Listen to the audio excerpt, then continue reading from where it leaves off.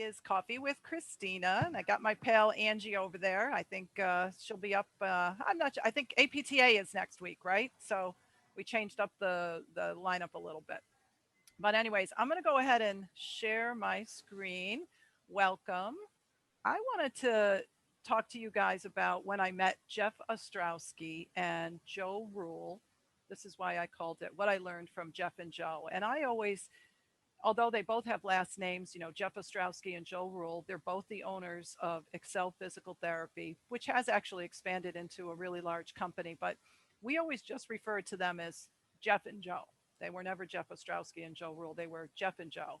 And I would say about 10 years ago, Jeff and Joe from Excel Physical Therapy were actually the presenters at a survival strategies convention. And we were both clients of survival strategies. And at that convention, they shared how they had put together their management team. And they even brought their management team with them. And a bunch of the different people from their management team delivered some of the presentations. So I had my whole management team at this convention, which was, I think it was in 20, it was about 10 years ago. I'm not exactly sure of the year, but it was about 10 years ago, maybe 2010. So we were all really impressed because we had had pretty parallel, our team and Jeff and Joe's team, we had been very parallel. We had known them for like a good 10 years, and we had been clients of survival strategies. We had done a special golf program together, and we had a lot of parallel growth and experiences until Excel Physical Therapy under Jeff and Joe just exploded. So we kind of knew that they had, like, they just took off like a rocket ship. And so for my team, we were like, this is great. Like, what are they going to share with us? We were really, really, really curious and really wanted to know what their secret was. So I remember that Jeff, when he was speaking, he kept referring to this book, which probably everybody's heard about now, called Good to Great. But back then, 10 years ago, I think it might have been a new book. And I remember he had this bus, and I think I might have even found the same bus. I remember he kept talking about this bus, and he had a picture of this. And so this is the book that he was talking about. And I'm pretty sure I remember it was like this very Caribbean looking bus. And I think this was the same bus that he used. And, he kept talking about, do you have the right people on the bus? Are they in the right seats? So what we ended up doing after this convention was we took our whole team down to Excel's corporate office, which is in Pennsylvania, and we're in New York, so it wasn't really that far. And we went for additional training. Now, let me tell you what these guys did. And I've heard a lot of people talk about Jeff and Joe pretty much the same way, but they're two really amazing people. But they're not just amazing business people. They share, they want all of us to do really, really well. And they care about people, patients, the community. So I kind of look at it and say they didn't just talk the talk, they basically walked the walk. But what they did, which is probably one of the hardest things I think for most physical therapists, is they had everything was done. Like they like legitimately their manuals were done. They had job write-ups, they had the how to, they had, A to Z, soup to nuts done. And so in this training, they showed us everything. Like they actually, like, the way that they trained us was they gave us their manual and they said, okay, read this. And then it would say, here's an example of what we wrote. And then they would say, like, then they basically helped us like fill in the blanks. And they were so kind to say, they even taught us all these crazy tricks where we could literally just sub out the word Excel and put Panetta Physical Therapy. So a lot of my manuals look a lot like Excel Physical Therapy. And these guys have been so successful that they were good. They were really, really good mentors to us. Um, I unfortunately found out that I think it was about 2 weeks ago or so that Jeff actually passed. And the crazy thing was, I remember it was on a Monday that I found out, and I was literally importing my statistics into, I had this file and I called it Excel training. I don't know. And basically it was called Excel training 2020. And the reason it was called Excel Training 2020 was that I had basically since 2011 had this special spreadsheet that they had taught us. Basically, all my stats would flow from the therapists to the departments to the the location to the company, and they would flow into this like master spreadsheet. And then I just every year renamed it Excel. I was very unoriginal, Excel training 2011, Excel training 2012. And so this year I'm on Excel training 2020, and I was importing it into that. And I kind of looked at that and just said, wow, look at the impact that they've had on our practice, on me, on my company, and on the practice in general. So I just thought maybe as a tribute, why not share the things that I learned, some of the really cool things that I learned from them with you guys that I'm still using today. What do you think of that? Good? Yeah. So let's go. Number one, how do you get the right people on the bus? So back then, they didn't call it core values, they called them fundamental principles. Names change over time. But this was pretty much how you got the right people on the bus. And what I am going to do, I actually pulled up, this is Jeff and Joe's own words. And they were writing to practice managers because they had built many, many centers. So this was a little letter that they said, "Dear practice manager, here's a little history for you. June of 1990 was the first month of operations for Excel Physical Therapy and Fitness. In that month, the total of all patient visits was 4. So that's how much they grew in 10 years. Over the years, the numbers gradually grew. Presently, we see easily over 7,000 patient visits in any given month, and the numbers are still climbing. Now, the cool thing is, how did they do this? And they said, how did we do this? We are who we are because one day at a time, day after day, we use these fundamental principles for guidance. First, we are only as good as the last patient encountered. This is not just a customer service principle, it's a deeply held core value of this company. Second, we believe that we can always improve. The constant quest for excellence propels us forward. And third, we keep building upon what works, strengthen the successes, and learn from the mistakes. Finally, and most importantly, build a winning team with quality people. This is where you come in. So I looked at that and I was like, wow, so these are basically the way you get the right people on the bus, on your bus, is you share your core values and then you look for people that have the same core values. So I feel that most of the time when it doesn't work out, where like a person doesn't work out, it's almost always, it's not usually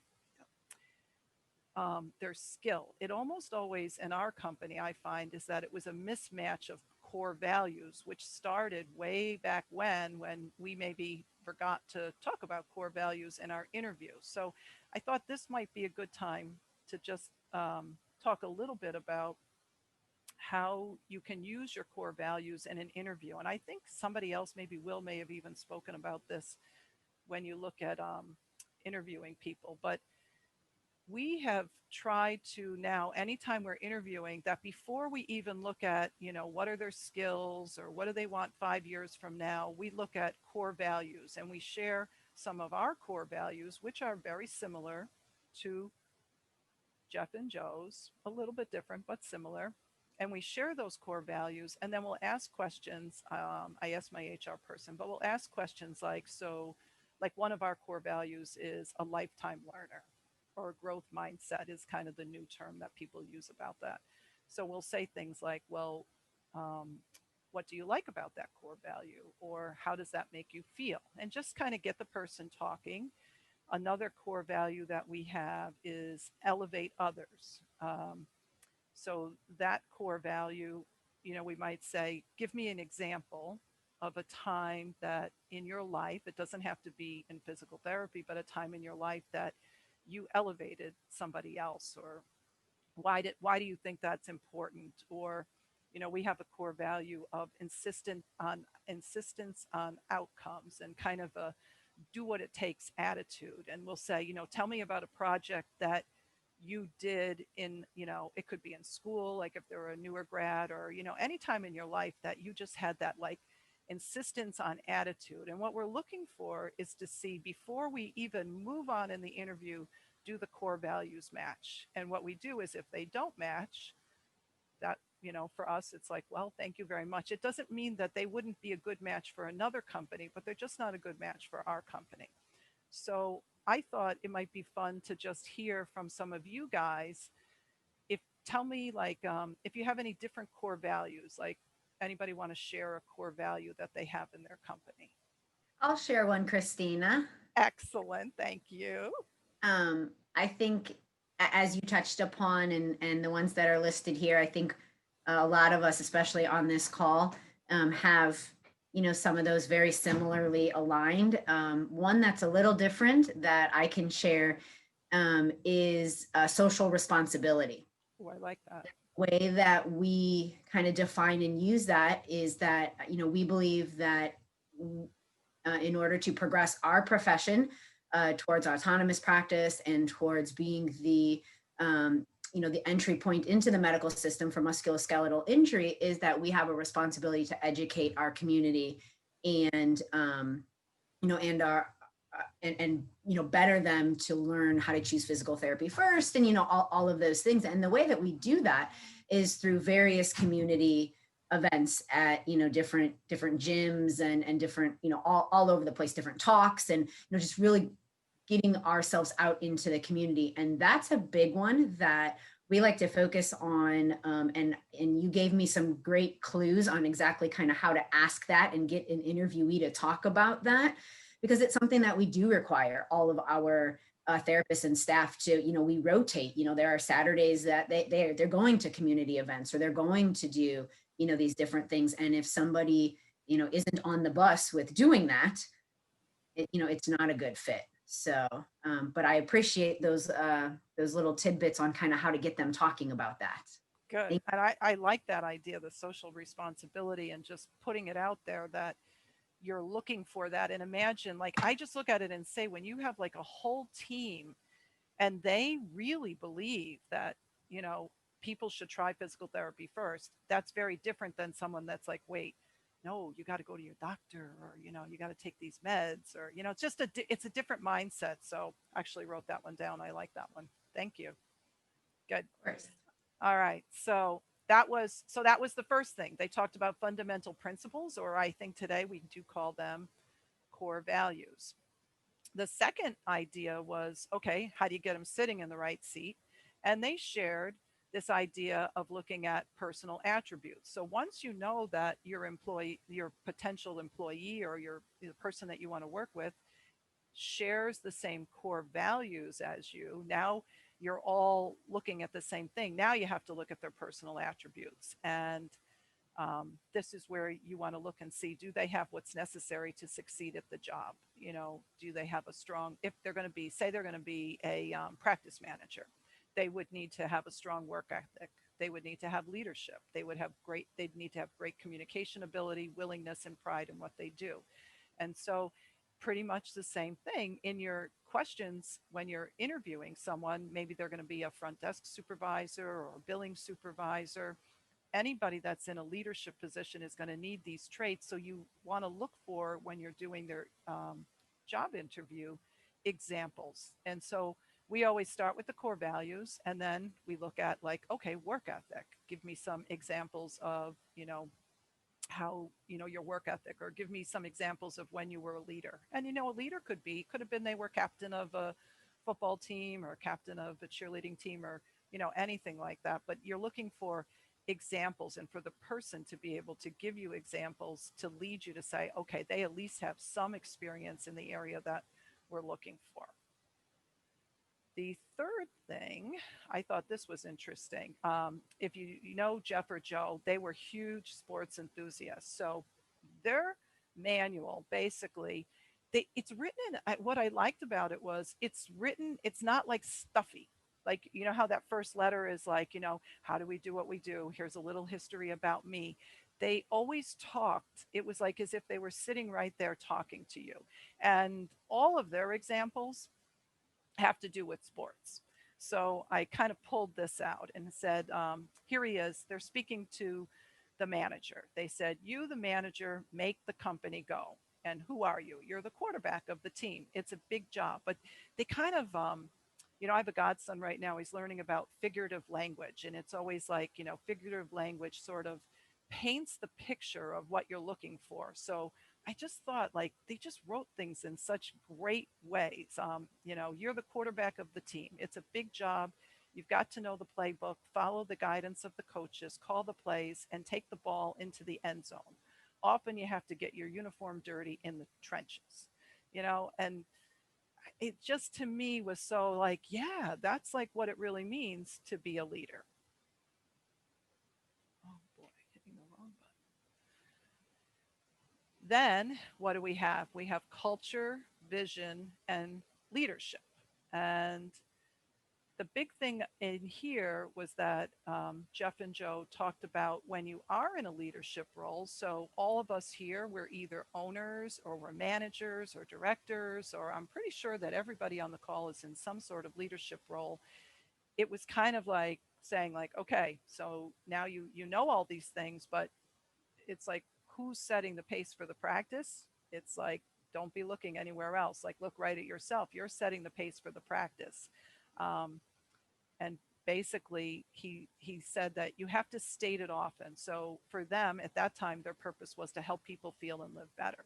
But he said you help people, and you do it genuinely, but you have to remind people what your purpose is, and you have to constantly be putting out there the vision. So Angie shared that whole vision of that social responsibility. It wouldn't just be in your manual where they read it one time, or it would be that it's like constantly talked about. And he said you could, it's almost like you can't say it enough. Like you could talk about it almost every day, but making sure that you're stating it often to the point that people really go, oh my gosh, that's, yes, that's the vision. And be competent, be resilient, and that big factor which I think everybody here is be caring. All right, so now you have your bus, you got all the right people on the bus, and you got all the right people in the seats, or they were in the right seats, which is really, really important. It's like, so you're like, the bus is ready to go, what's the next step? And the next step is basically like think about it, we're coming to the end of 2020, we need to like look into 2021, we want to set our targets and goals. And this smart thing I didn't actually get from Jeff and Joe. I stole that from my daughter. My daughter, they must have taught this in PT school or something, but they call them SMART goals, meaning that they're specific, measurable, achievable, realistic, and timely. But the important thing is that you set maybe 3 goals for your company. So, like, we should all be thinking about that, like, right now. Like, what were our goals in 2020? And now that we're coming into 2021, what are our goals going to be? And so I kind of, I looked at like, okay, what did we have as a goal in 2020? So I made sure I did a little research. So we had a goal that we wanted to grow. Like you could have, I kind of look and say, what do you want to have? You want to have a growth goal? You want to have some sort of like quality, not because you don't want to just be growing. You want to also have some kind of quality goal. And then I usually like to have some sort of financial goal. Like if I were to break it up into 3 categories. So, you could have a growth goal to grow 10%. It's specific. You can look and say, well, how many visits did I do in 2020? How many do I want to do in 2021?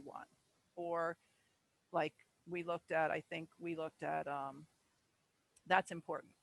You could have a quality goal, like I want to improve the number of people who are completing their plan of care. So, whatever your number is, you could say, I was at 70%, and now maybe this year I want to be at 85%. You want to be very specific so that you can measure it. You want to make sure that it's an achievable goal, it's realistic, and it's timely. And then we all have this, we got, the Medicare cut coming up. So I'm going to put a goal for, I'm going to set a specific amount for how much do I want to increase my revenue per visit, or maybe if we're taking a 9%, I just listened to a call before this with Bob Kowalczyk. He said a 9% Medicare cut will affect a company if it's about 28% of your business, about $2.50 or 2.5% or something like that. So it's like, how could I improve my revenue per visit, or with the 9% Medicare cut, how could I maintain my current revenue per visit if I'm happy with that. But having like a really specific number so you have something to shoot for. What I like to do when I have and Jeff and Joe had taught us, you start with your company goals. So I try to usually pick a company goal that affects all of the people in the company. So if I say I want to increase, I want to grow 10%, or I try to usually word it and say, I want to help 10% more people. So we have like a stat of, like how many people have we helped? And then we're always working towards hitting that number. Can we help that, when will we help that many people and can we surpass that number of people helped? And how does everybody contribute to that? So we have the marketing department that contributes to it by driving in new patients. We have the front desk that gets them booked. We have the therapists that treat them. We have the front desk that keeps them coming in. And, we have billing that makes sure that all their visits get authorized and we get paid for that. So I always feel like a goal like that, it can trickle down into your departments. It can trickle down into your staff. And we even want to set goals for our patients, right? The second thing is once you set your goals and your targets, the key is really tracking your stats and or statistics. And this is an area that this is where that spreadsheet, Excel training, you know, my Excel training 2020. Basically, one of the things we had both worked with survival strategies, so we knew a lot about measuring statistics. But think about 10 years ago, we didn't have the robust EMR systems that we have now. So a lot of us had paper logs and all different ways of, keeping our stats, putting them in front of our faces. But, the key was how do you move from the individual to the department to the location to, the company, and then, keep it like all in a place. And that was one of the things that they helped me do is like just kind of get my stats all together. And an easy way to do that is actually using Excel. Like you can just create an Excel sheet. And we did it very simply where we created the Excel sheet for the individual and then it tallied up at the end of the week. And then all the different staff stats would then we sometimes we just cut and pasted them into like another sheet, that would then go into a month and then would go into another sheet. So you don't have to have like a really expensive program, but we're lucky, I think, right now in that a lot of our EMR systems, you can track a lot of these statistics a lot easier than you could maybe 10 years ago. So I thought it might be a good idea to just go over what statistics. This is kind of like what I think are if I were to say, what are the key statistics for each area of a company? Like you can track a lot of things. We track even other things besides this, but I think that these are your key statistics. So from the front desk area, we always track, we start with active patients. So we're always looking at like how many active patients do we have? So say, we wanted to do, like we could pick any number. Say an office, a location wanted to do 200 visits.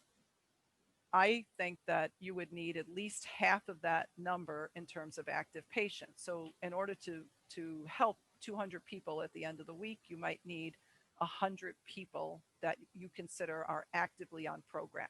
If they're coming in more frequently, you might need less, but you're probably going to need at least 100. So we'll track things like pre-booked visits. So how many people are on the schedule, pre-booked evals, kind of looking and saying, well, how many evals, how many new patients do I need actually physically on the schedule? So our rule of thumb still today, I think it was our rule of thumb back in the day too, is a minimum of 5 new patients for every single therapist every single week. So we're always looking for that magic number. And then some of my offices need more than 5. Maybe their patients don't come in at the same frequency or the same number of visits. So some of them may need 6 new patients. Sometimes my newer grads who aren't getting their patients all the way through their programs, they need more than 5 new patients. But so we're always tracking pre-booked evals. Then we look at how many visits, how many people were helped, how many evals did we see. And then we also look at how many cancellations were there. We're checking to make sure all the copays were collected. and what's the arrival or the attendance. Every week before the next week, we always we have a meeting where we're always looking at how many active patients do we have and how many people are pre-booked. So if I had 100 active patients and we were only pre-booked 150 visits, I would say something's off, and we'd be like, okay, everybody, let's run our, now the EMRs are good now too. You can usually run your EMR and you can say like who's not pre-booked for their patients, or you can look and see who's not pre-booked for the prescribed visits that the therapist wants the patient to come from for, and to kind of handle it before the week starts. So that's what we look for in terms of front front desk. For the therapist, what we look at is what's the capacity. So say I had an office and it could fit, I picked easy numbers, it could fit 200, it has enough slots to treat 200 visits. So with the therapist, we look at, well, what's their potential and how many people did they see. We also look at revenue, but I know a lot of people look at units. We happen to look at, what's the revenue build, but you could also look at units. The only reason we don't look at units is because our old EMR system could look at units, but I think units are important to look at. The other stat that I think is really important to look at is if you look at your evaluations, you're looking at, did your evaluations actually convert to a plan of care? And then you want to look at how many evals did the therapist do and how many people did they inactivate. Because, if you think, if they do 5 evaluations every week, we don't really want to see more than 5 inactivations every week. If they, all of a sudden, like I'll get a note, sometimes it'll say, oh my God, we inactivated 30 people this week. It'll be like, that's basically they're telling me to call marketing because they need a lot of new patients. Now they have open slots.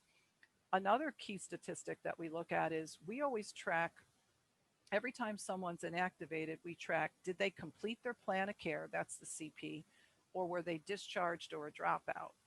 And then we look at just we look at like, okay, we want obviously most of our patients completing their programs, maybe over like 80% would be a good target to shoot for. But we also want to look at how many visits did the person come in for before we inactivated them. So they were active, now they're inactivated. So we just keep this log and we add to it. So we'll look at like over a, a long period of time. You think about over a month. If you're inactivating 5 people every week, that's 20 people that were inactivated. You want to look at, well, how many visits did these people come in for? So if you had 20 people and they came in for 20 visits each, that would be 400 visits. If they came in, or if they came in, if the total was 300, it's 300 divided by 20, they came in for 15 visits, because that's a good predicting number. What we do with that is we kind of look at what's the average for the company, because that tells us how many new patients do we need to have. And it also helps us look at, are there certain therapists that their patients, maybe they reset their goals and they give them higher goals and they get them to stay on program a little bit longer versus, somebody that, everybody's getting discharged at 9 visits. We kind of look at that. We've had some issues with direct access in our state. You're allowed to come in for 10 visits. And if you want to come in for 11 visits, you have to get a referral from a physician.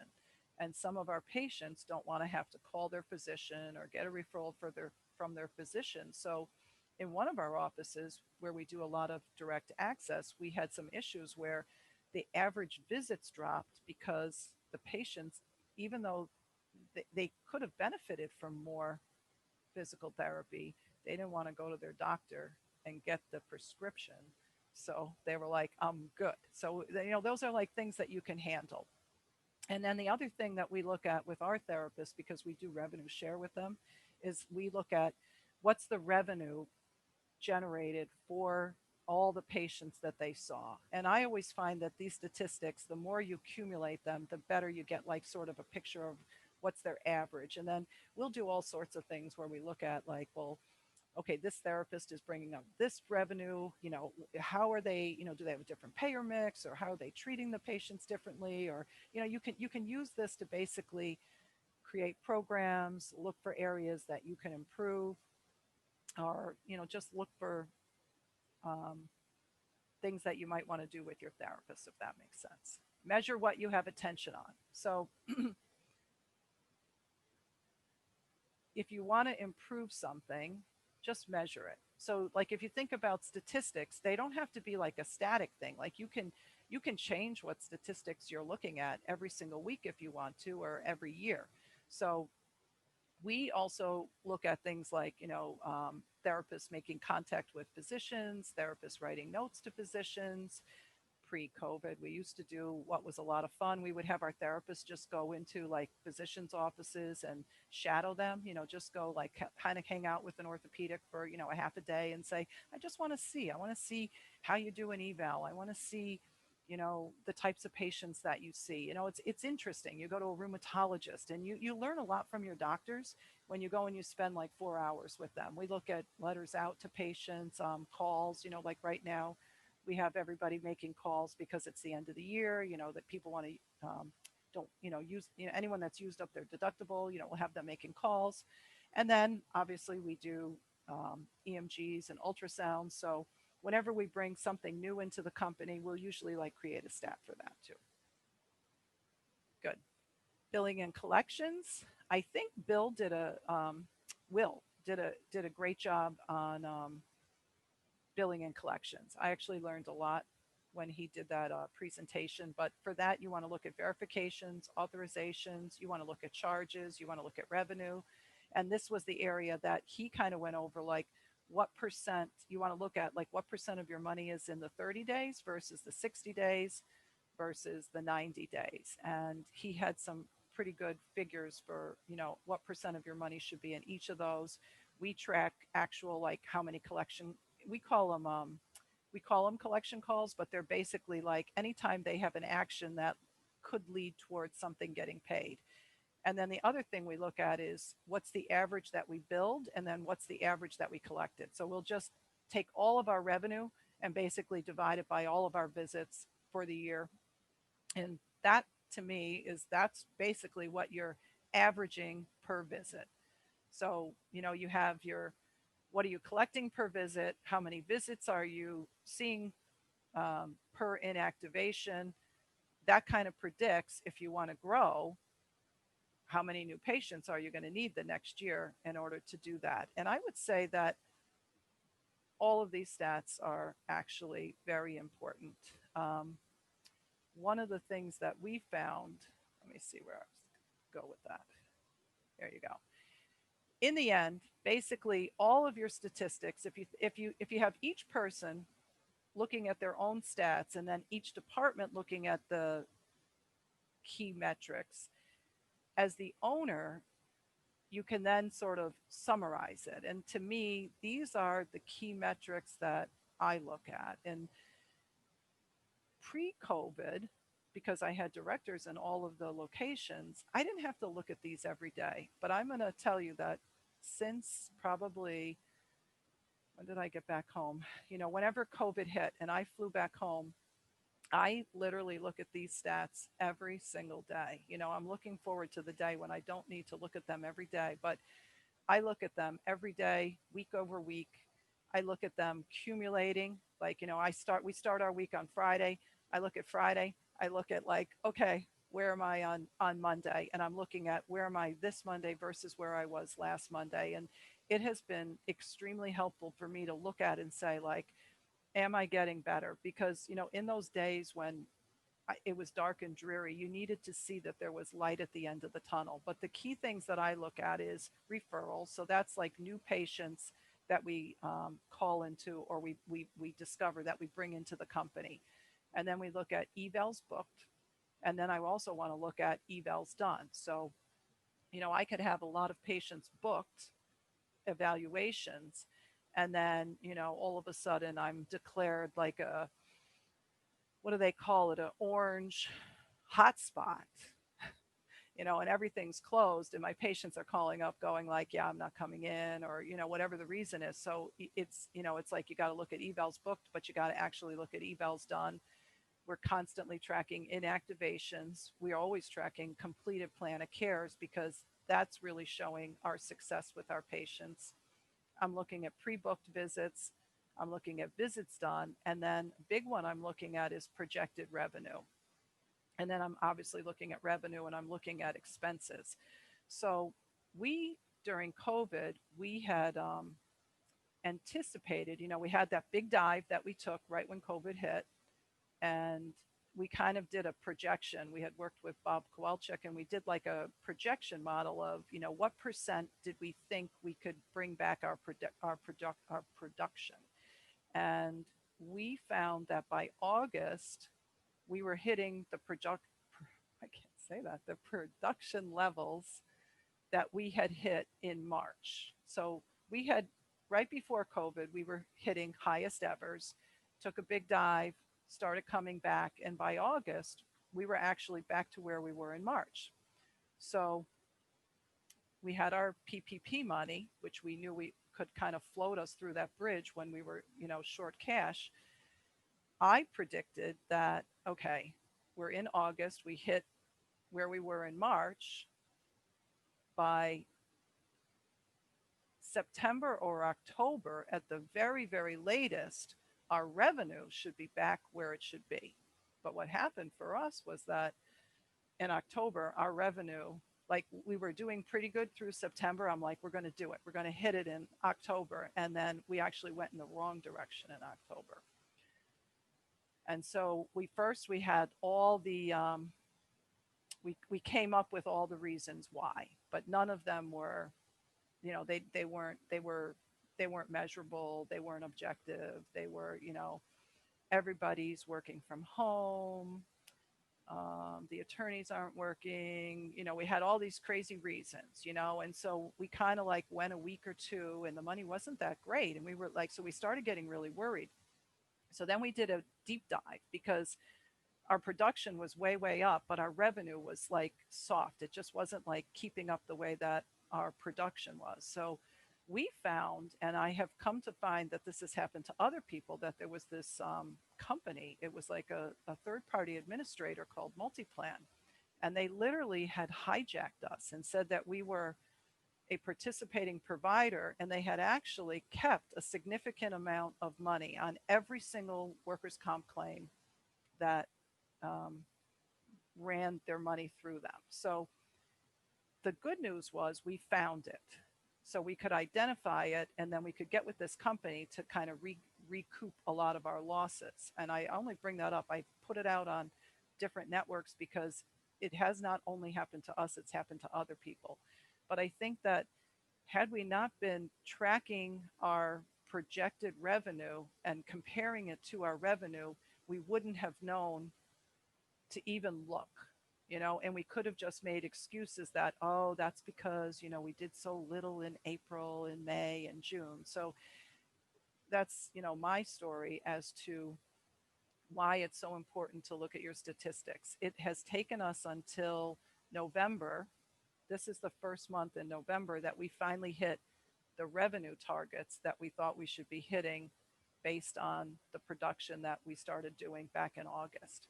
So when I look at metrics, things I use all those raw numbers on the left that you see, but basically we use them to look at, okay, what percent capacity are we operating at, because that tells us our potential. We look to see what's our average visits per eval, and we also look at average visits per inactivation. So, you can take all your visits divided by your evals. You can look and say, okay, that's my average visits per eval.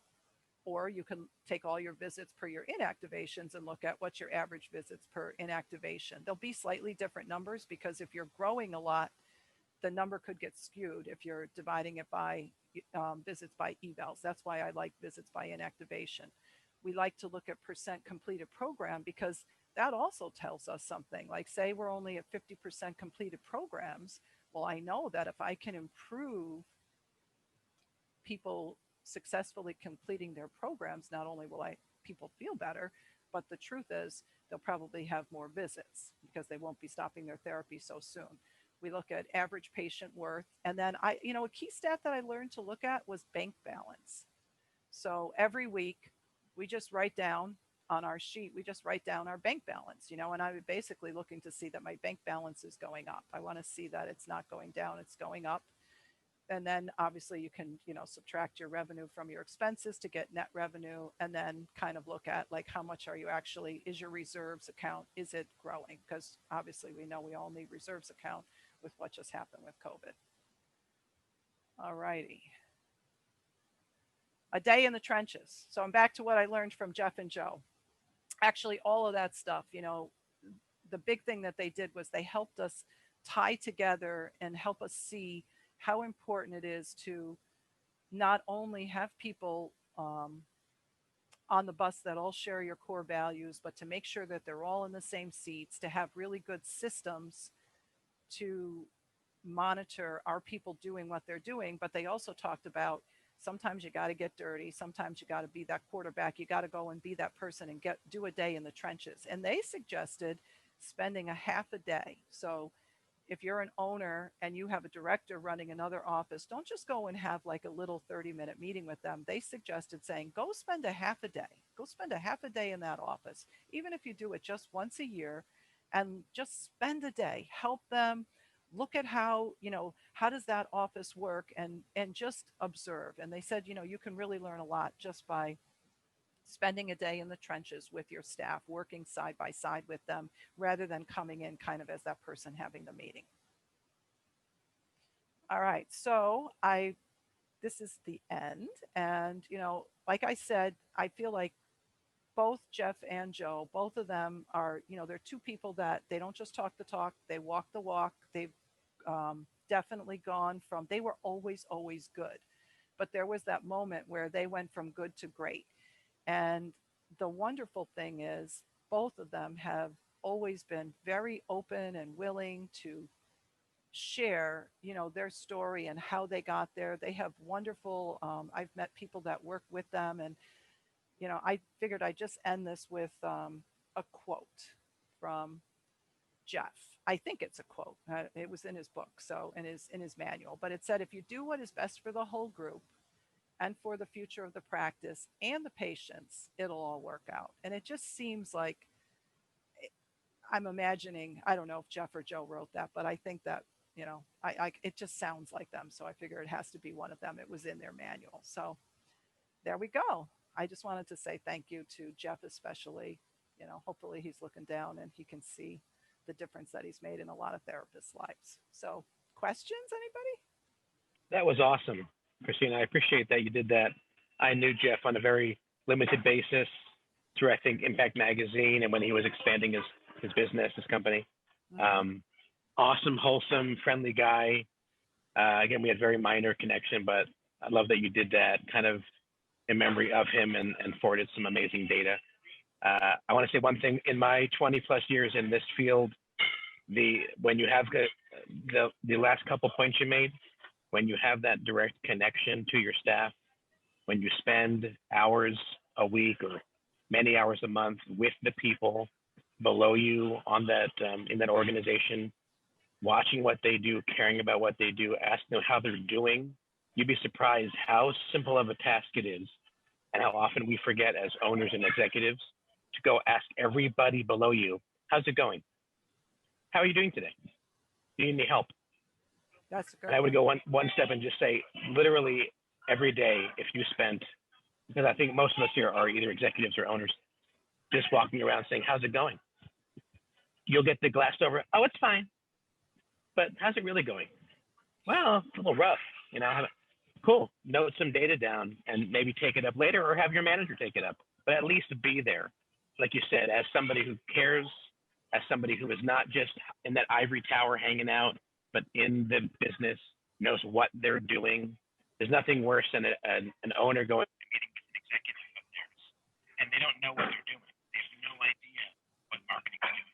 So I think he's saying, keep that connection. And I would agree with that. We just went through, we had one of our goals for 2020 was to switch EMR systems. We had tried switching 3 times, and I think that my staff had almost given up. We had the same system for 20 years. So we finally launched 10 weeks ago 11 weeks ago, because we successfully, we're going to go live on Monday. And it took every person, it probably, I was like, oh my goodness, it was harder. I thought COVID was hard. This was really hard.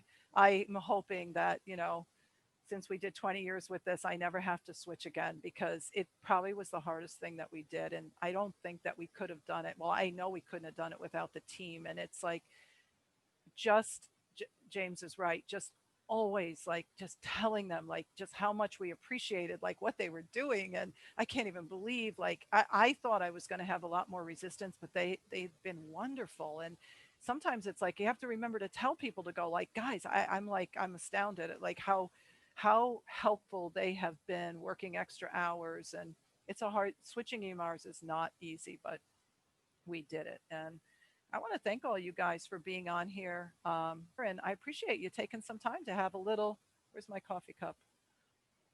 I got two. Coffee with Angie and Christina. So, all right. Thank you guys. Talk to you soon. Bye.